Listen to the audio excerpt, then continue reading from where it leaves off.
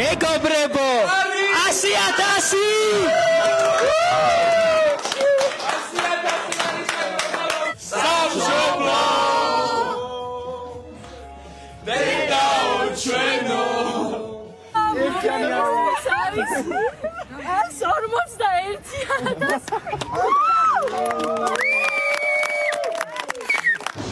მეგობრებო განცხადების გაკეთება მინდა 9 მილიონზე ავედით და ეს ყველაფერი ჯერ კიდევ არ არის. ილიაუნის სტუდენტები აქ იმ მხარდაჭერას ზეიმობენ, რომელმაც ბავშვების სიცოცხლე უნდა გადაარჩინოს. მხარდაჭერა კი უპრეცედენტოა და საათობრივად იზრდება. სტუდენტების ძალისხმევამ შთამბეჭდავი შედეგები არასრულ 2 დღეში აჩვენა. კამპანიის დაწყებიდან 24 საათში დიუშენით დაავადებული ბავშვებისთვის 100,000 ლარი შეგროვდა. წავა ზემოდან ეს ამოვალთ ბედნიერი საქართველო რომელიცი მადლობა ჯანმრთელობა სიხარული სიცოცხლე უკვე 31 დღეა აქ არაფერი გახარებიათ, თუმცა ილიაუნის სტუდენტებმა დიუშენით დაავადებული ბავშვებისთვის და მათი ოჯახებისთვის დღეს იმედის დაბრუნება მოახერხეს. პირველი 100,000 ლარის შეგროვებისთანავე ახალგაზრდები კანცელარიის წინ ზუსტად იმ ადგილას მივიდნენ, სადაც შვილების გადასარჩენად მშობლები უწყვეტ პროტესტს მართავენ. თვეზე მეტია შესაბამისი პროგრამის ამუშავებას და მედიკამენტების შემოტანას ოჯახები უშედეგოდ ოცნების მთავრობისგან ითხოვენ. დღეს კი მათ დახმარება მოულოდნელად ქართველი ხალხისგან მიიღეს. ეს ფული შეაგროვა ბავშვებმა, სტუდენტებმა, იმ სტუდენტებმა, რომლებიც მიწასთან გასწორება გადაწყვიტა ამ სახელმწიფომ. უნივერსიტეტები, სასწავლებლები, სტუდენტები არაფრად არ ჩათვალეს. აი ამ ახალგაზრდებმა, ამ სტუდენტებმა გააკეთეს ის, რაც ამ ხნის მანძილზე ვერ გააკეთა მთავრობამ. გაოგნებული ვარ ამ შედეგით, ნამდვილად ყველა მოლოდის გადააჭარბა. უდიდესი მადლობა რა თქმა უნდა ამ ბავშვებს ამ წამოწყებისთვის და ამ ჩვენი ბავშვების და ოჯახების გვერდში დგომისთვის.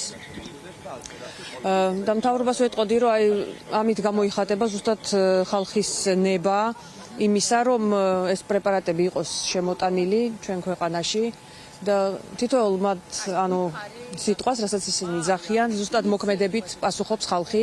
არადა ქართული ოცნება დიუშენით დაავადებული ბავშვების დახმარებაზე უარს სწორედ იმ მოტივით ამბობს, რომ ასე თითქოს ქართველი ხალხის ფულს უფრთხილდება. სინამდვილეში კი როგორია ხალხის ნება. ეს ივანიშვილის მთავრობას ბოლო 48 საათის განმავლობაში ილიაუნის სტუდენტებმა აჩვენეს. სტუდენტურმა კამპანიამ ქართულ ოცნებას მისი მთავარი არგუმენტი გამოაცალა ხელიდან და რაც მთავარია დიუშენით დაავადებულ ბავშვებს აჩვენა, რომ ისინი მარტო არ არიან.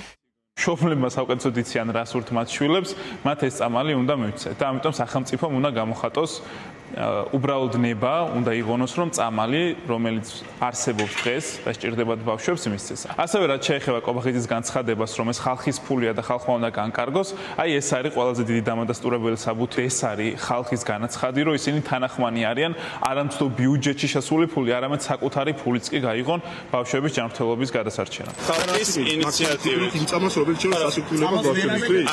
ეს კი ქართული ოცნების წარმომადგენელია, რომელიც არათუ იზიარებს საზოგადოების სიხარულს, არამედ სტუდენტების ძალისხმევას აუფასურებს და მეტიც. ისე წარმოაჩენს თითქოს ეს მცდელობა დიუშენით დაავადებული ბავშვებისთვის მძიმე შედეგების მომტანი იქნება. ეს ქართული ოცნების ჩვეული რიტორიკაა, რომელიც ლადო ბოჟაძემ დღეს თავის გამართლებისთვის გაიმეორა. რუსთაველის გამზირზე მას სტუდენტები მაშინ შეხვდნენ, როცა საინფორმაციო კამპანიას მართავდნენ. თქვენ ამბობთ რომ მშობლები ახლა ითხოვენ იმ წამალს, რომელიც მათი შვილებისთვის შეიძლება საზიანო იყოს? აჩვენს კი. და ჩვენ მშობლებმა ყველაზე კარგად იციან რომ წამლო შეიძლება ქონდეს დადებითი თვისებას და უარყოფით თვისებას. ანუ არ არსებობს ეს საჭიროება? რამის საჭიროება აქვს? სახელმწიფოს აქვს შესაბამისი პროგრამა. რომლითაც საქართველოს ჯანდაცვა ხარჯავს 7 მილიარდს. რა იქნება ის სიკეთე, რასაც შეგროვებული თანხა დიუშენით დაავადებულ ბავშვებს მოუტანს. სტუდენტები ამბობენ, რომ რესურსი ძირითადად ბავშვებისთვის ადაპტირებული ეტლების შეძენას და ისეთი საჭიროებების დაკმაყოფილებას მოხმარდება, რაც მათ ყოველდღიურ ცხოვრებას გააუმჯობესებს. ზოგიერთ შემთხვევაში კრიტიკულად აუცილებელი ოპერაციების დაფინანსებაც კი მოხერხდება. ჩემი აზრით ეს არ არის მხოლოდ ფულის შეგროვებისა ნაწილი, ხო? ეს არ არის მხოლოდ რაღაცა ის, რომ ვიღაცამ თავის ანგარიშიდან გადაერწყა თანხა იმისთვის, რომ გაგვეხარებინა პირობითად ბავშვები. ეს არის გზავნილი ქართული ხალხის გზავნილი, რომ მათ სურთ, რომ აი ვინც ხედან საქართველოს მთავრობის შენობაში ჩამოიტანონ ეს წამლები ბავშვებისთვის. ეს არის ქართული ხალხის გადაწყვეტილება. ზუსტად ეს გზავნილები დავინახეთ დღეს ჩვენ იმ ადამიანებისგან, ვინც აი ყოველწამიერად თანხას რიცხავდნენ. ზოგი ლარს რიცხავდა, ზოგი 100 ლარს რიცხავდა, ზოგი ლარი და 45 თეთრს რიცხავდა, ანუ რაც ქონდა ბოლო თეთრები იმ ფულს რიცხავდა ბავშვების დასახმარებლად. ყოველთვის თქვა ესეთი რაღაცა, რომ ხალხის ფულია ბიუჯეტში და ამას ხალხის დაუგიხავად ვერ გავაკეთებთ, რომ აი ამანაც მოგცა мотивация და ხალხისგან დავინახეთ ის, რომ ქართულ ხალხს უნდა ამ ადამიანის, ამ მშობლების, ამ ბავშვების დახმარება, ამ ბავშვების ცოცხლის გადარჩენა. დიუშენის კუნთოვანი დისტროფიის მქონე ბავშვების დასახმარებლად და მხარდასაჭერად გაერთიანდა ყველა სხვადასხვა უნივერსიტეტების სტუდენტებმა მეტრო თავისუფლებასთან მოქალაქეთა ხელმოწერები დაარიგეს, რომელიც მთავრობის ადმინისტრაციაში უნდა მიიტანონ. ამასთან სხვადასხვა კომპანიების სოლიდარობის ნიშნად თითოეული გაყიდვიდან დიუშენის სინდრომის მქონე ბავშვებს სიმბოლური თანხით დაეხმარებიან. ილიაუნის სტუდენტები გაჩერებას არ აპირებენ, თუმცა საზოგადოების უპრეცედენტო მხარდაჭერის პირობებშიც კი მთავარი მიზანი მიუღწეველი რჩება. იმისთვის, რომ საქმე მედიკამენტების შეძენამდე მივიდეს, საჭირო პროცესში სახელმწიფოს ჩართვაა. ქართული ოცნება კი პოზიციას არ ცვლის, ამიტომ გაგრძელდება პროტესტიც. კანცელარიის წინ პერიოდულად კი ივანიშვილის სახლთან დიუშენით დაავადებული ბავშვების მშობლები შვილების გადარჩენისთვის იბრძოლებენ.